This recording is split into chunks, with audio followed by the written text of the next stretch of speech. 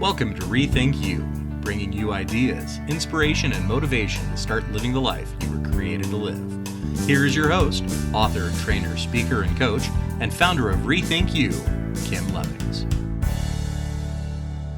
Well, hello, and welcome back to the ReThink You podcast. Our theme this month is personal development, and I have another great speaker to introduce you to. But before I do, I did want to remind you that I have two great programs available at rethinkyou.com if you go and look in the shop. The one is called You Inside Out. It's a 6-week journey of transformation inside out, where I take you through step-by-step exercises to help you rethink your life, to regroup, reframe, and refocus. And then I also have 3VQ, the 3 vital questions. This is a powerful e-learning course taught by David Emerald, who I interviewed on the podcast a couple of weeks ago. I would encourage you to invest in yourself this year. You know, they have studied successful people, and people are successful when they spend money on their own development. So if you're looking at developing success in your life, I would encourage you to go and consider those programs and invest in yourself. Right, so let me tell you about this week's speaker, and her name is Lynda Foster, and she was named Business Icon by Valley Business Front magazine. Lynda is a CEO of Cortex Leadership Consulting, and she has conducted more than 3,000 individual coaching sessions with leaders and their team members and trained more than 10,000. I was blessed to meet Lynda during the 3VQ trainer program, and we have become friends, and what a powerful woman. I'm looking forward to this introduction. Lynda is an expert commentator for television for the Coffee with a Coach series on WFXR News. She's a certified coach in emotional and conversational intelligence and a practitioner of TED, the Empowerment Dynamic. She is the founder of a technology company, Go Monty, and has provided pace-setting organizations with individual, customized coaching support, research, and insights regarding team engagement. She's also the author of 2 ebooks, Time Mastery, the 7 Simple Steps to Richer Outcomes, and 4 Keys to More Effective Leadership, and of the popular development program, Leading a Winning Team. Lynda grew up in Miami, Florida, where she experienced a multicultural school environment. The experiences she had navigating so many different types of people helped her develop the keen ability to quickly find each person's strengths and abilities to contribute. Although she can be confident and straightforward, Lynda has a foundational principle that no voice is any less important than her own. She is the mother of a daughter much smarter than she is and a husband who is much kinder. So Lynda is an experienced executive coach, a brain-focused trainer, a practical author, a slow runner, a day hiker, an enthusiastic zipliner, and a pathetic speller and bowler. So that's just an indication on Lynda's well-rounded personality that I've come to know. So I hope that you enjoy our conversation today. Let's jump in.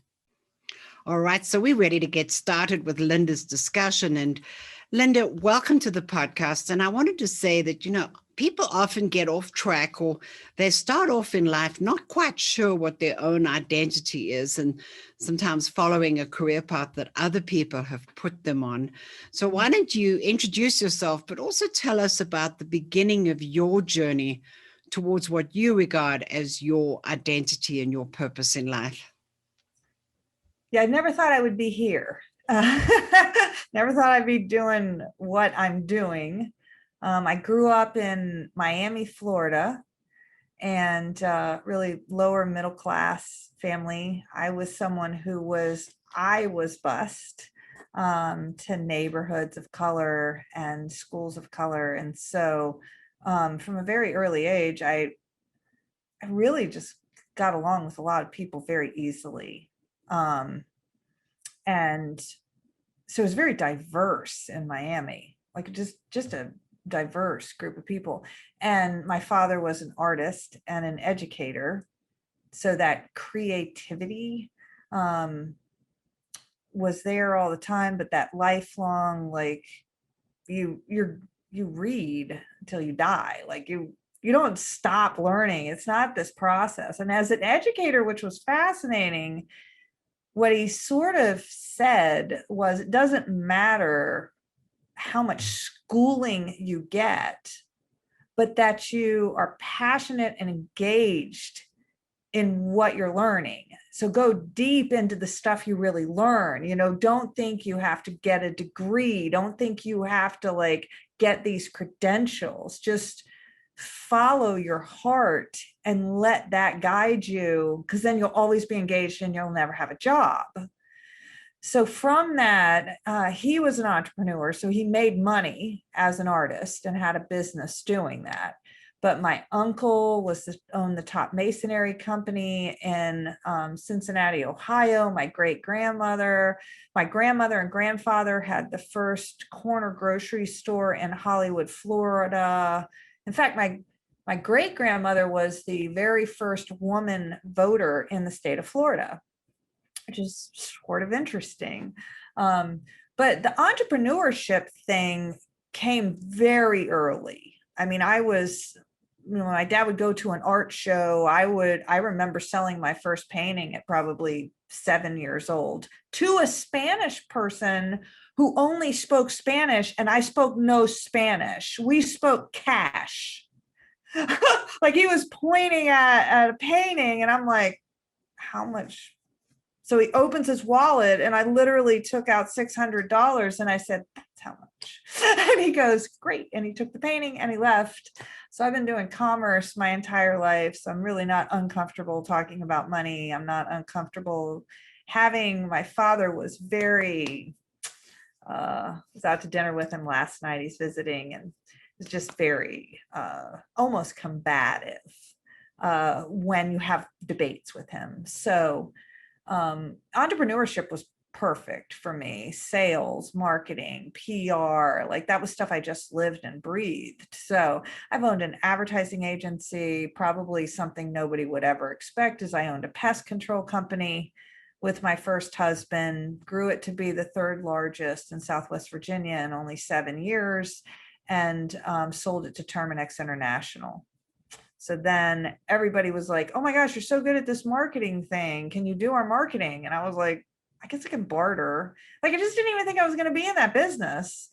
I didn't understand why people got paid for that. It just seemed so obvious. Like, you just do it because you're an entrepreneur and you want customers. Like, oh, there's a whole business that does that. So that's how I got into marketing and advertising. And my daughter was 10 years old and my first husband had passed away and I was traveling for that business that I had started. We did really well. And I said, what's the one thing that matters most that I do? And she said, when you take me to school every morning, I know I can count on you I don't always have something I want to talk about, but I know that's a time that's just me and you in the car. And so when you don't take me, I'm not, I'm lost a little bit. And so I said, I gave up my agency. I gave it to my second husband and I went to work for the next 10 years in media sales. And it was really developing for me from a time mastery standpoint. I was like, that's why I wrote that book, Time Mastery, because I eventually realized that you can't do any self-development work. I can't do self-development work. I can't make failures. I can't do the practice work. I can't have the relationships I want to. I can't reach deeply satisfying accomplishments unless I learn how to master my time. And so that's when I developed the thought of, you have to be able to talk with the people that you affect, find out what is the most effective so you don't waste your time on something that's not gratifying to you and not gratifying to them. Right? So I said, you don't care about my cooking or you don't want me to be in PTA? She goes, oh, no. And I was like, yeah, I know, I'm a bad cook. So I didn't waste any time with her on things that didn't matter to her, and vice versa with her, with me, and the same way with my husband. And so I loved coaches.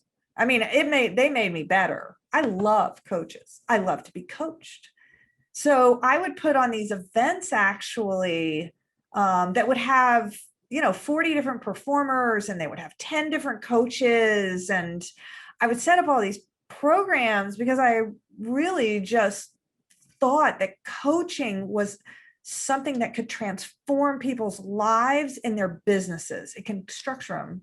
So I really did the same thing. I started bartering, and I did other things that I didn't think was bad. And then they just kept asking me like, no, we want you to coach us. No. So eventually I just left the media business and started my own coaching consulting firm, merged with somebody else. That did not work. I did not contract well.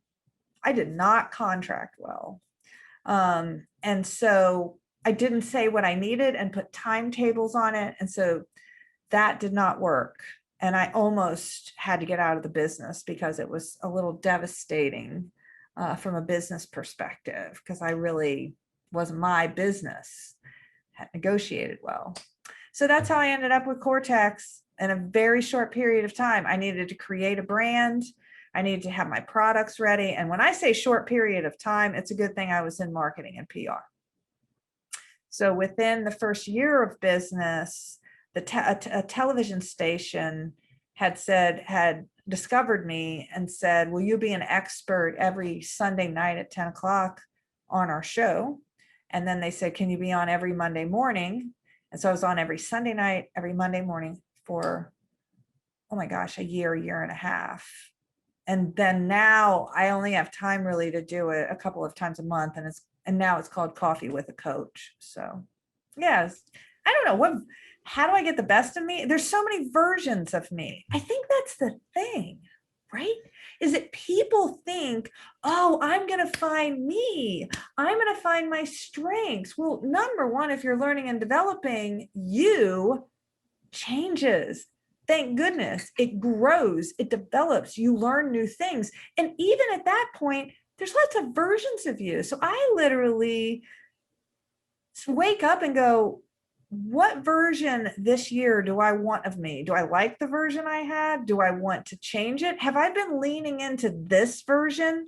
And you know what? I want to explore this other version of me this year. And I want to try that on and see what that feels like, That's powerful, Lynda. And you said so much in there. So I actually want to backtrack and hone in on a couple of things, because I'm sure that if somebody's listening and they're driving, they're wishing that they were at their desk with a notepad, because I knew this was going to happen. You just pour out information. But going way back, I loved how you learned about money from your father, and that story about selling that art piece. There are so many entrepreneurs out there who start their business who are not comfortable talking about money. And I think that's an important lesson. That's something I'm learning from you, being partnered with you in some other things that we're doing, and just learning how money is just part of what happens when you're in business. It's not something to avoid. Do you have any additional specific comments around money? Because I did have a couple of other things to point out, but before I move away from that, any other thoughts about that?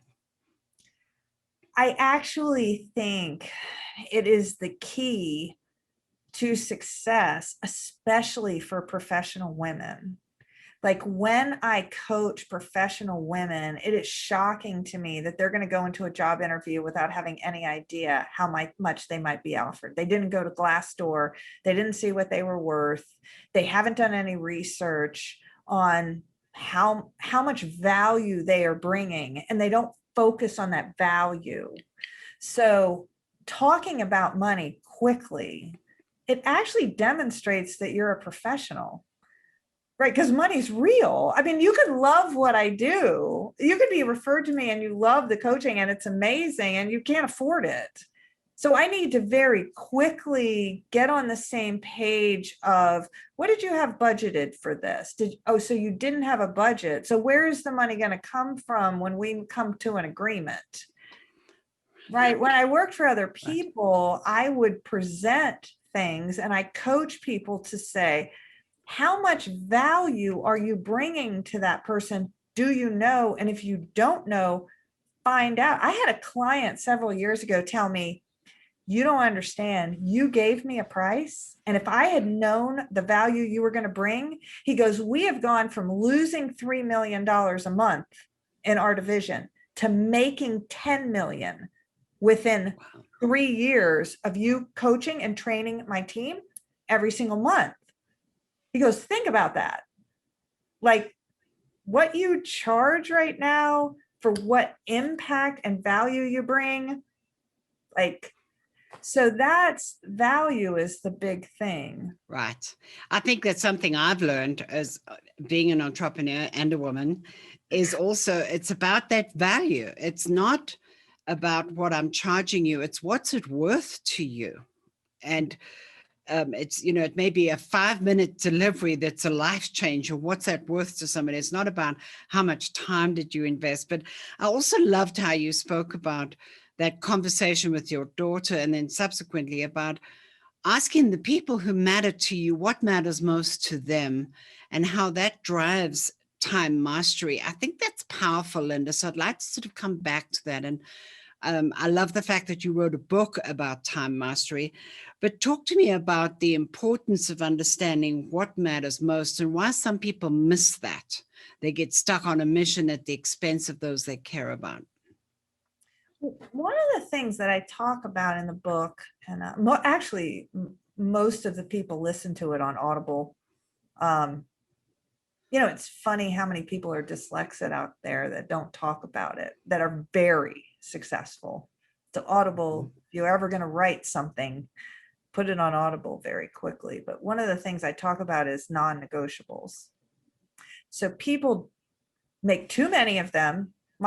My daughter has to make her bed every day, and she needs to say please, and she needs to say thank you, and she needs to clean up the table, and she needs to make sure she does her chores, and she needs to get A's in schools, and she needs to this, and she needs to that, right? Or they do it to themselves. I mean, it's not good enough that I come to work every day and then I go home. I also have to make an amazing meal, and I have to be there for my kid, and I have to stay up, and blah, blah, blah. And I go, those can't all be non-negotiables.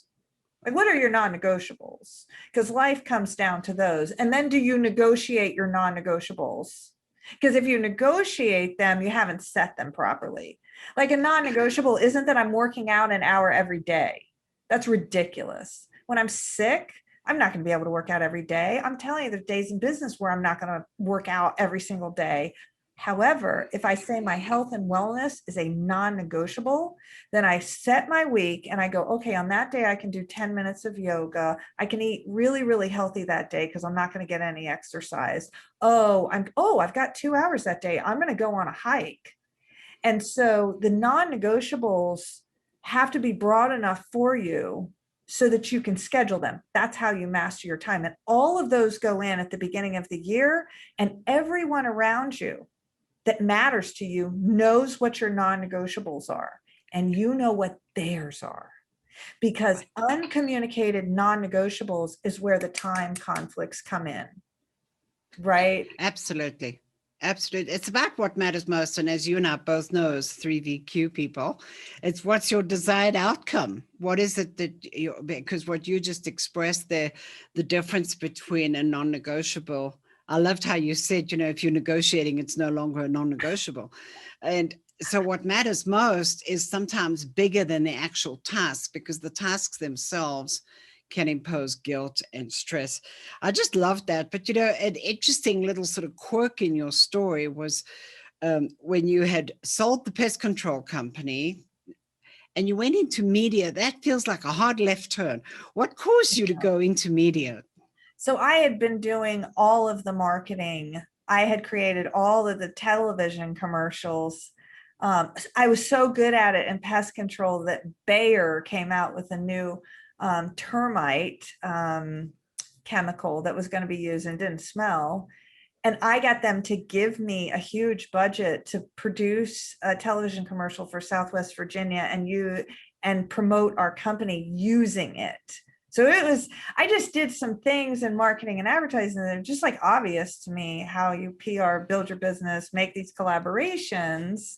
And so I was doing it and everybody saw me. They saw me on TV. They saw me on a billboard. They saw me, right? And so, and they knew I had designed it all because I was, in these business meetings and things. And so people were like, can you do that for my business? And then they started doing, can you do that for my mall? At one point, I had a strip center in our region and they were nice. I loved them as a client. But then the big mall called me and said, hey, we want you to do our stuff. And I thought for sure, I like called the strip center. I'm like, I'm really sorry, but I probably have to drop your account. You're in the same town.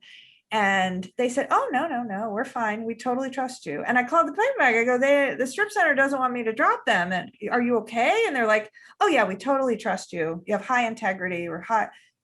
And so for like 5 years, I represented both and they were only 2 miles away from each other, total competitors, but they were both growing and having such success with it that it was never like they had a concern. So I don't know. It seems like a hard right turn, but it was just a natural next step for you, rather. Yeah, I didn't know how to kill a roach. I mean, right. Like, so yeah, we had 10 trucks on the road, but I did all the branding and marketing, and I actually created systems. So back when you would turn on a computer and just be a dot, I created an entire database to be able to manage our customer flows. So this is important, how you bring value. How do you get more efficient? Way back 30 years ago was I had beepers on every guy. As soon as cell phones came out, I had radios. I had a system, the entire map grid system in our region. I mapped it out and had numbers.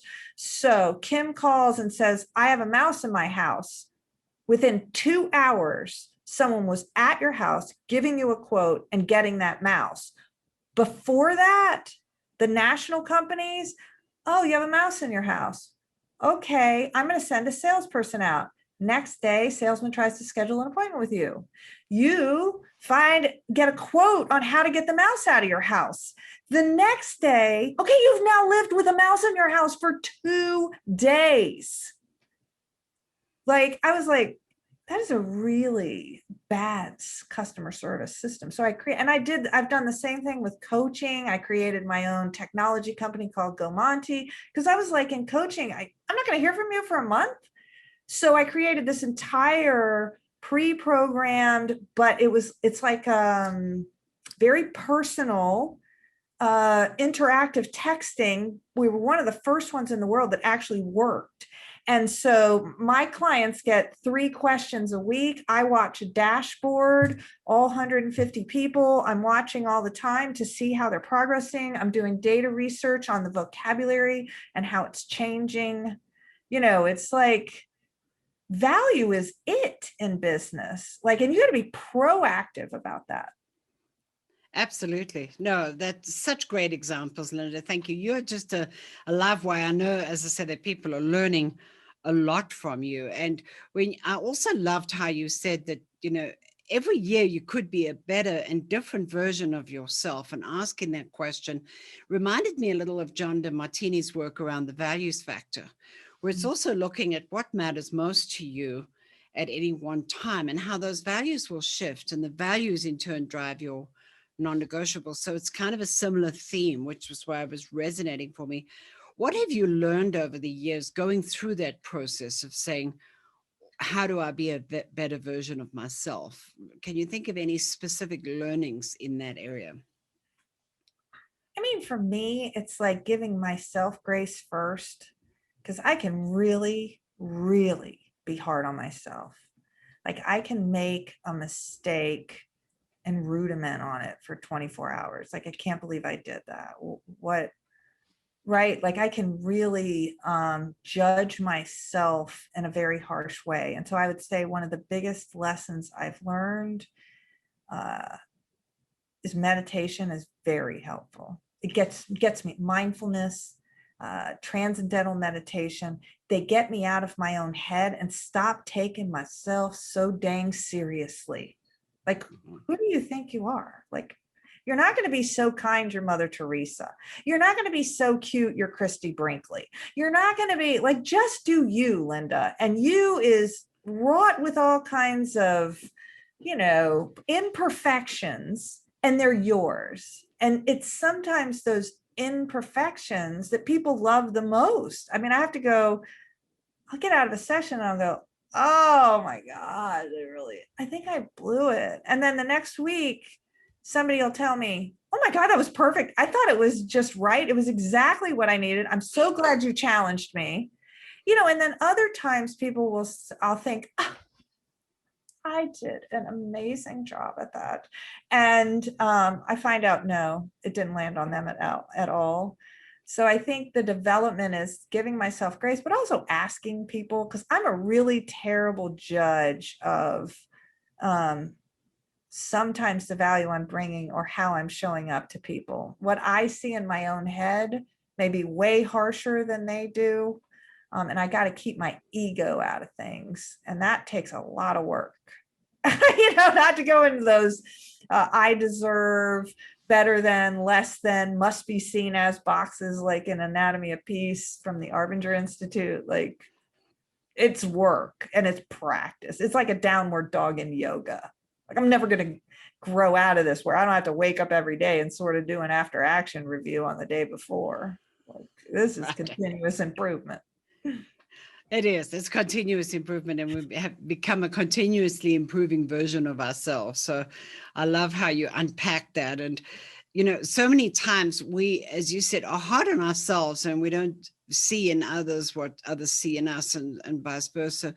But let's sort of change direction a little and talk about your current coaching and consulting with Cortex Leadership. I know you're working in it with your husband. Tell us a little about what the business does and perhaps some of the breakthroughs that you've had just recently that have really sort of inspired you that you'd like to share with others. I have really liked having authority in my own firm because I'm someone who wants to do research. And so if I want to collect that and create a technology from scratch to do that, I can do that. So I would say that any innovations that we have are absolutely the fact that my husband and I work together, and he's the exact opposite of me. So I know I am not just bad, but terrible at certain things. So therefore, I don't minimize those things. I deeply appreciate them from the people that are good. So he will double check a lot of things. So I'm good in that vision space, the ideation. He comes along and does the planning and the feasibility and sometimes executes things. So I wanted to figure that out. So there's a system called Team Work Cycle and then we've modified the research, but we've actually done thousands of assessments to find out where is the hole in leadership. What actually is going, oh, you need to be a visionary. Well, here's what our research shows. Only 5% of people, leaders, are strong in vision. Only, in fact, I just published a white paper last year because I had time because of COVID. 58% of leaders avoid ideation. So you go to Harvard Business Review and it says you've got to have ideation to innovate. And 58% of leaders and executives avoid it, which means Lynda comes up with an idea in a meeting and then they say, no, that's not going to work. That's not the way we do it. Lynda is shut down. Innovation is now shut down. So I'm taking that research. We've done over 10,000 assessments and DISC and motivators and that. And I'm constantly looking at that, and I'm constantly agile. And right now, what our business is focusing on is training is changing in a major way. So what's working is almost like this personalized coaching where you figure out for that person what they need, what is their obstacle, what do they need to learn, and then help them get forward on that. And actually, when we're getting teams together, that's on a monthly basis now, and we're being agile with them. So we're taking their current issue that they're having and we're blending the learning and the models in to help them solve that relevant issue. So people just getting together to learn like just a head, a facilitator, a expert standing up there and talking. No. They can get that on YouTube for free. That the Right. information exchange is going to be of very little value. It is what's becoming, and what we're doing is coaching and facilitating relevancy and practice. It's all about practice. Got to practice it. Oh, so this model, really? Let me see it. Let's do it. Let's utilize it. And I'm going to tell you what's next is coaches watching it in real time. So that's our next set of research, is to be able to go in, okay, this executive has this issue, this team, I want to sit there and watch a real thing happen and be able to see what micro conversations that are happening that are shutting everything down. Where are the 6 elements of trust being hit the hardest? Why do people not trust each other? Oh, because they never return each other's emails.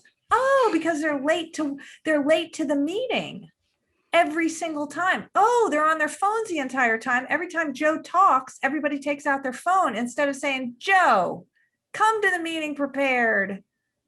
Speak less. They don't have those conversations. They just waste meetings. So Right. I love that. I love that. Again, just some nuggets there, some pearls of wisdom that you landed on us when it comes to corporate relationships. And you're right, the nature of our work in consulting, training, coaching is shifting all the time. How do you, besides doing research, because we figured that out, we figured out that you're this ideator, what do you do as far as your own development is concerned to keep yourself out there ahead of the wave on these things? Lynda, what causes you to sort of be that early adopter, to be thinking through these things?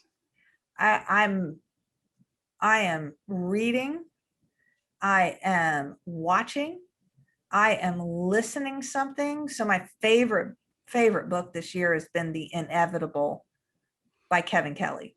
It's the 12 inevitable things that are happening in technology, becoming, tracking, all these different verbs that are going to be driving things. Because so it's not just about coaching. It's not just, yes, there's constantly, I'm doing that, but I'm pulling books in, things in, conversations about things I don't understand that are going to have a major impact moving forward. So it's just a constant rejuvenation. I'm going to tell you what I do for my birthday. People think they don't have to think I'm crazy just because of this, but I'm alone on my birthday. No, you can't find my birthday online. I don't want 100 people telling me happy birthday. I don't even want presents. I want to go away for 4 days, and I want to review the version of me I've been the last year. I want to assess that with no noise going on and go, how does that feel? Let me wear that for a second. Has that gone well? What's gone well? What hasn't? What would I do differently? What assumptions did I make? That whole wrap up round stuff.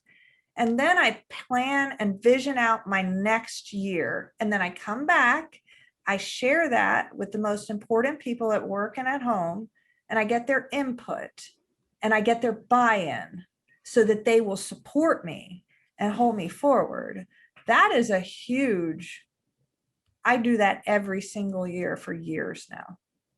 Wow. What a great takeaway. I mean, you got me tempted as well, because I also said recently, I said, I'm at the age, I don't really want another birthday. I don't want to acknowledge birthdays anymore. And what a great use of time. And it's just the perfect pivot point, instead of it always being January or December or July, whenever people tend to do their annual planning and rethinking. Doing it over your birthday sounds like a great idea, and reevaluating. So that is powerful. And Lynda, you've just shared so much with us. What would you say is your focus right now? I mean, this is sort of at the end of June when we talk about the second half of 2021. What would you say your current focus is for the year ahead? I wish I could give up and not try to scale my business, but this is a hard one to scale. And there's been much smarter people that have been trying it for a long time that didn't make it, right? And I respect a lot of people in this business. So, trying to stay fun. Like, how can I be in something that's fun and growing something that's not too heavy. How can I become a better leader in my own company? How can I deepen my relationships in my life? I just, it takes time. Like I gotta take time. How do I stay just really emotionally sober? Like in that space of humility. How do I wake up every day and go, did you hurt somebody yesterday? Like in your gut, did you know that the way that you came across was harsher than necessary? Like that space of, I don't drink, I don't smoke, I go to bed at 9 o'clock, I get up at 5 a.m. and I do that on Friday and Saturday nights too. And so what do I need to stay consistent with? And what do I might kind of need to peel away? And I'm doing that with my business too. Like what is our biggest value that we're bringing? And what do I love to do, but the clients don't value that much? So give that away, do that. And like you're in a business, Lynda, make money, make Right. money. Rule number Right. 1, make money. Right. That's a great takeaway for everybody. So thank you. I mean, we've just, as I said, learned some great pearls of wisdom from you here today. I loved everything that you've touched on. And as you think back to your life, what setback, and I know that we always learn from setbacks. So can you think of one in particular that comes to mind and what you learned from it that you could share with others?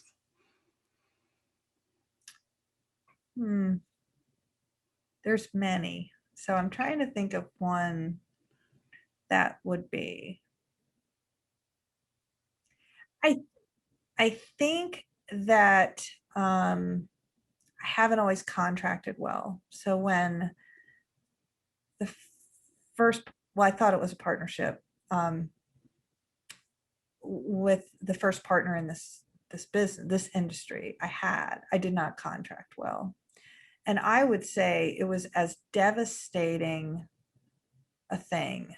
You know why? Because when it ended, and I never thought it was going to end because I didn't want to be the CEO. I actually love somebody else to be the CEO and me just support them, as a VP, and I'm doing the innovation thing. And when that ended the way that it did, it was devastating. And I don't ever think I accepted until recently how much anxiety it created in me and how fast I was running. Without necessarily thinking about where I was going and building the business. So it made me discerning. It made me deliberate. It made me more appreciative of high quality people that truly have your best interest in mind. Research to find out what you're getting into. Like, I don't know, there's so many layers to that, emotionally, financially, everything. I'm really lucky. I've never lost money. Like, I'm really lucky in the fact that every business or venture I've tried in, I've at least broken even, because I'm just paranoid about, just keep ahead of the 8 ball. But it could have been devastating. And what I really realized is it was the first thing I've ever done for a living that had I not been able to keep doing it, I was so depressed just thinking, is this going to end me being able to do this? Like, I will not be happy. I would miss this a lot. So anyway, just unpack that. I could lay down for you and you could unpack that, That's wonderful. About all the mistakes. It's unpacking, but I think the point is that we all make mistakes and they are learning opportunities, right? Because we get better at life when we've bumped our head a few times and we've figured out how not to bump our head anymore. But this has been a delightful conversation, Lynda, so much. Thank you so much. And as we close out here, what do you think you'd like the listeners to walk away with? One little nugget or something that you'd like them to remember, either about you or about something that you said today? I don't know. Just do you. Like, you is kind of perfect. All the imperfections, everything. Just do that. And you know what? Embrace the imperfections. don't ignore them. Don't go all positive about it. Like, oh my gosh, no, that's a strength, not a weak. No, you got weaknesses. Own them. Yay, I suck at this. I'm terrible at that. People love when you say, I can't do that. Like, I'm terrible at it. They trust you more. So trust yourself. What I've learned to be is a lot less self-conscious and to just go, you know what, you got a pretty good gut, Lynda. You read all the time. Like, you're going to make mistakes. And you know what? You're going to live through it. You're going to live through any mistake that you make. Trust me, I've made enough of them and I'm sitting right here and done pretty well for myself. Thank you so much, Lynda. Well, thanks again for being with us today. It's been an absolute delight. I will make sure that people know where to find you online when we post this. And those of you who are watching this on YouTube, be sure to subscribe, hit the subscribe now button, and look for the ReThink You podcast on your favorite podcast feed and subscribe to us today. Lynda, thanks again so much. Oh, absolutely. And support this woman. She is amazing. So if you can do business with Kim, do business with Kim, because she is one of my favorite coaches and trainers ever. Thank you, Lynda. Thanks for the plug. All righty. Have a great day.